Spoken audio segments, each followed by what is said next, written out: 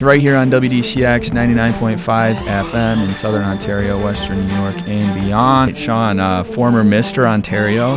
You use the word idolatry to describe bodybuilding in some sense. What does that mean? We can replace body worship for worship of the one true God.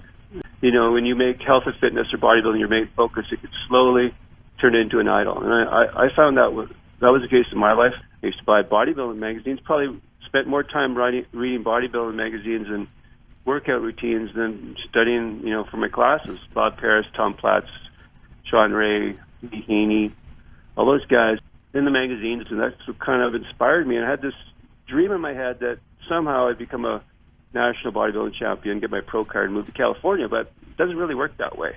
And you know, that's kind of why I got into the sport. When we put something in front of God, it can become an idol. And I find that in today's social media-driven world, all the top bodybuilders are being promoted on YouTube, Facebook, Instagram. You know, some of the guys today, you see, you know, some of these top pro guys have 22, 23 inch arms. So, you know, I wasn't at that level, but I don't really miss the competing aspect of that part of my life. You know, I kind of lived the dream for a little while. I went as far as I could. But, you know, I'm pretty honest about it. I tell people on radio and Facebook, YouTube, and some of these shows I go on, you know, the truth was I was living live back then. You know, I might have looked jacked in some of these pictures, but, you know, I was living live. I was using drugs to enhance, you know, my physique for 2.5 years off and on. And, you know, this is after I trained natural for 3 years.